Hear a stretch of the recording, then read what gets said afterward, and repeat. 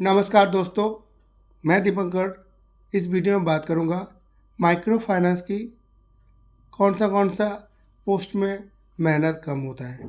और ये जो क्वेश्चन है मेरे एक सब्सक्राइबर ने भी पूछा है और मेरे को लगता है सारे फ्रेशर्स ये क्वेश्चन का आंसर जानना चाहते हैं कि माइक्रो फाइनेंस में कौन सा पोस्ट में मेहनत कम होता है। और इसका आंसर वही बता पाएगा जो ऑलरेडी माइक्रो फाइनेंस में काम कर चुका है। तो मैं बेसिकली माइक्रो फाइनेंस में 1.5 साल एल माइक्रो फाइनेंस में काम कर चुका हूँ और मैं टाटा मोटर फाइनेंस में भी काम कर चुका हूँ और मैं अभी जो है सीनियर बिजनेस लोन एग्जीक्यूटिव में काम करता हूँ। तो मेरा जो पिछले 4-5 सालों का एक्सपीरियंस है उसी के नॉलेज को गेन करने के बाद मैं इस वीडियो आप लोगों के साथ शेयर करूँगा। मेरा जो ये डिसीज़न है ये डिसीज़न सबके साथ मैच नहीं भी हो सकता है क्योंकि हर आदमी का जो है व्यू अलग होता है। लेकिन मैं आज इस वीडियो में शेयर करूंगा कि माइक्रो फाइनेंस में कौन सा पोस्ट में मेहनत कम होता है। और मैं ये भी शेयर करूंगा कि माइक्रो फाइनेंस में एज ए फ्रेशर ग्रेजुएट आप कौन सा पोस्ट में अप्लाई कर सकते हो। क्योंकि अगर आप पोस्ट के बारे में पता ही नहीं होगा तो फिर आप डिसाइड कैसे करेंगे कि कौन सा पोस्ट में मेहनत कम है या ज्वाइन करेंगे कैसे या कैसे अप्लाई करेंगे। और मैं आपको बताना चाहूँगा जिसके पास बहुत ज़्यादा डिग्री होता है उसके पास ऑप्शन बहुत ज़्यादा होता है। लेकिन अगर आप फ्रेशर ग्रेजुएट हो आपके पास अपॉर्चुनिटी बहुत लिमिटेड होता है और लिमिटेड अपॉर्चुनिटी के बीच में ही आपको जो है फ्यूचर में ग्रो करना है। तो चलते हैं मेन टॉपिक में। लेकिन मेन टॉपिक से जाने से पहले बताना चाहूँगा दोस्तों, मैं दीपंकर, मैं बेसिकली फाइनेंस रिलेटेड कंटेंट बनाता हूँ और वैकेंसी का भी वीडियो डालता हूँ। तो जो लोग मेरे चैनल पे पहली बार आए हो, फ्रेशर हो, फाइनेंस में अपना कैरियर शुरू करना चाहते हो, आप प्लीज़ मेरे चैनल को लाइक सब्सक्राइब कमेंट करके शेयर करके रख दीजिएगा ताकि इसके बाद जो भी मैं वीडियो डालूँ उसका नोटिफिकेशन आपके पास तुरंत चला आए। तो सबसे पहले डिस्कस करेंगे कि माइक्रो फाइनेंस में एज ए फ्रेशर ग्रेजुएट कौन सा पोस्ट में अप्लाई कर सकते हो। उसके बाद फिर मैं बताऊँगा कि कौन सा पोस्ट में मेहनत कम होता है। एज ए फ्रेशर ग्रेजुएट आप माइक्रो फाइनेंस में बेसिकली लोन ऑफिसर में अप्लाई कर सकते हो। लोन ऑफिसर का जो काम होता है बेसिकली फील्ड में जाके समूह बना के लोन बांटना और उसी जो समूह से है कलेक्शन करना। उसके बाद आप इंडिविजुअल लोन ऑफिसर में अप्लाई कर सकते हो। इंडिविजुअल लोन ऑफिसर बेसिकली जो है दुकानदारों को पर्सनल लोन प्रोवाइड करता है, इसमें आप अप्लाई कर सकते हो। उसके बाद आप जो है as a fresher graduate branch cashier post में अप्लाई कर सकते हो। ब्रांच कैशियर का बेसिकली काम होता है फील्ड में जितना भी कलेक्शन होता है उस कलेक्शन अमाउंट को सही टाइम पे ब्रांच से लेके बैंक में डिपॉजिट करना और रजिस्टर को मेंटेन करना और ब्रांच का जो डॉक्यूमेंटेशन है उस डॉक्यूमेंटेशन को सही से मेंटेन करना। डिसबर्समेंट का जो भी काम होता है उसमें ब्रांच मैनेजर को हेल्प करना। तो ब्रांच कैशियर का काम बेसिकली ब्रांच में ही होता है, उनको कभी भी फील्ड में जाने की ज़रूरत नहीं पड़ता है। लेकिन जो लोन ऑफिसर का काम होता है वो उसका काम पूरा दिन फील्ड में होता है, लोन का कलेक्शन करना है, लोन बांटना। तो लोन ऑफिसर की कंपेरिजन में थोड़ा ब्रांच कैशियर जो है इसमें थोड़ा जो है फिजिकल मेहनत कम है। उसके बाद मैं आपको बताना चाहूँगा आज के दिन बहुत सारे माइक्रो फाइनेंस कंपनी जो है फ्रेशर ग्रेजुएट को भी ऑडिट पोस्ट में ले रहा है।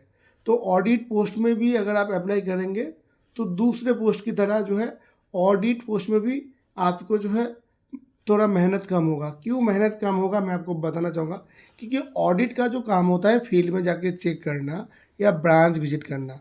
तो ऑडिट का बेसिकली काम होता है ब्रांच को जो है ऑडिट करना। महीने में एक ब्रांच को आपको 2 या 3 बार विजिट करना पड़ता है और जो है फील्ड में जाके आपको जो है सभी लोन ऑफिसर का 4-5 करके जो है लोन स्टेटमेंट चेक करना पड़ता है। अगर सबका सही रहता है तो फिर आपको उतना ज़्यादा फील्ड में मेहनत नहीं करना पड़ेगा।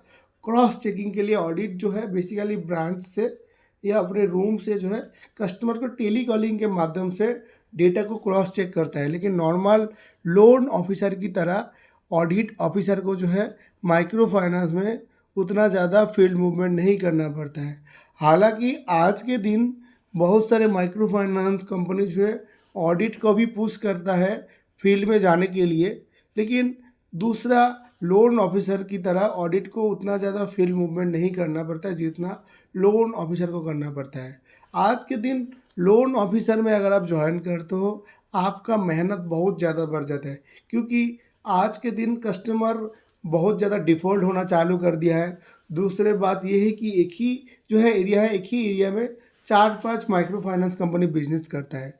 तो क्या होता है, जब भी आप किसी कस्टमर का लोन सोर्सिंग के लिए जाते हो, लोन फिलअप करने के बाद पता चलता है कि उनका ऑलरेडी 3 या 4 लोन चल रहा है। एक माइक्रो फाइनेंस कस्टमर का एक लिमिट रहता है कि 3 से 4 से ज़्यादा, 3 या 4 से ज़्यादा लोन आप एक साथ नहीं चला पाएँगे। तो कई बार जो है कस्टमर को फॉर्म भरने के बाद भी जो है लोन डिसबर्समेंट नहीं कर पाते हो। तो क्या होता है, लोन बाँटने के लिए भी आपका मेहनत बढ़ जाता है और डिफ़ॉल्ट कस्टमर बहुत ज़्यादा होने के कारण जो है आपको कस्टमर के घर रिपीट एंड रिपीट जाना पड़ता है। इसीलिए बहुत ज़्यादा लोग जो है या बहुत सारा फ्रेशर जो है micro finance loan officer job में जॉइन करने के बाद छोड़ देता है और उनको पता ही नहीं है कि माइक्रो फाइनेंस में लोन ऑफिसर को छोड़ के भी ये सारे पोस्ट में आप अप्लाई कर सकते हो। इसीलिए मैं ये डिस्कस आप लोगों से किया। और एक चीज़ मैं बताना चाहूँगा, माइक्रो फाइनेंस में एज ए फ्रेशर ग्रेजुएट आप एफसीओ पोस्ट में भी अप्लाई कर सकते हो। एफसीओ का काम जो है फील्ड में कलेक्शन करना। एफसीओ में भी मेहनत है फील्ड में, लेकिन नॉर्मल लोन ऑफिसर से थोड़ा कम मेहनत है, क्योंकि एफसीओ जो है ओडी कलेक्शन करना चाहता है। तो ओडी कलेक्शन के लिए आपको उसी कस्टमर के पास जाना पड़ेगा जिनका ओडी लगा है। सब कस्टमर के पास आपको नहीं जाना है। इसीलिए मैं आपको बताना चाहूँगा, ओडी कलेक्शन ऑफिसर में भी आप अप्लाई कर सकते हो। ओडी कलेक्शन ऑफिसर में भी मेहनत है, लेकिन थोड़ा कम है। लेकिन सबसे कम जो मेहनत है, मैं बताना चाहूँगा, सबसे कम मेहनत आपका ब्रांच कैशियर पोस्ट में है, जिसमें आपका जो है 90% ऑफिस जॉब है, 10% फील्ड जॉब। फील्ड में आपको तभी जाना पड़ेगा बहुत ज़्यादा अगर इमरजेंसी पड़ता है, उसके बाद ही जो है आपको फील्ड में जाना पड़ सकता है।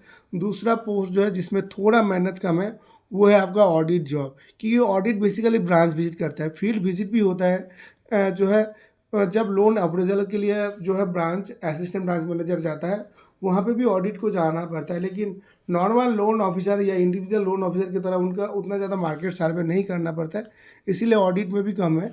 उसके बाद मैं बताना चाहूँगा, जो एफसीओ है, एफसीओ बेसिकली वो ओडी कलेक्शन करता है। एक नॉर्मल लोन ऑफिसर अगर पूरे दिन में 100 कस्टमर से बात करता है, तो ओडी कलेक्शन ऑफिसर पूरे दिन में 5 कस्टमर से की बात करके भी उनका काम कंप्लीट कर सकता है।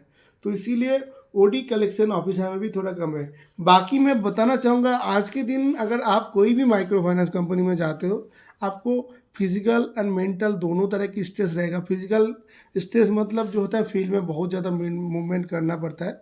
तो इसीलिए अगर आपके पास दूसरा कोई अपॉर्चुनिटी है तो दूसरे जगह पे भी आप जा सकते हो, क्योंकि माइक्रो फाइनेंस जो जॉब है सभी को सूट भी नहीं करता है। लेकिन जिसको पसंद है, इतने सारा अपॉर्चुनिटी आपके पास है। बाकी आप खुद डिसाइड करो कि आप कौन सा पोस्ट में जाना चाहते हो।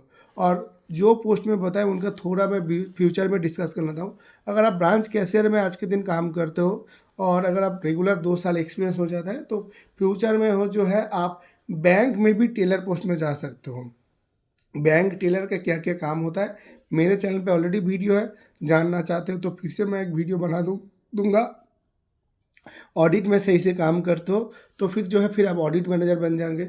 जब ऑडिट मैनेजर बन जाएंगे तब आपका फील्ड जो है, फील्ड का पूरा मेहनत कम हो जाता है, क्योंकि ऑडिट मैनेजर बेसिकली जो है ऑफिस से ही ऑपरेट करता है। उनके अंडर में जितना भी ऑडिट ऑफिसर रहता है, उनका काम बेसिकली वर्क शेड्यूल बनाना होता है और कॉन कॉल अटेंड करना होता है।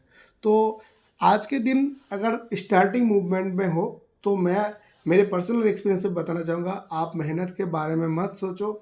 आप सिर्फ सोचो कि कैरियर को कैसे आगे बढ़ाना है, अपॉर्चुनिटी को कैसे यूज़ करना है।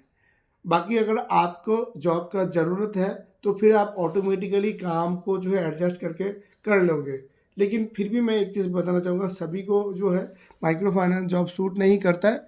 अगर पसंद नहीं आता है तो रिज़ाइन डाल के नोटिस पीरियड कंप्लीट कर लीजिएगा।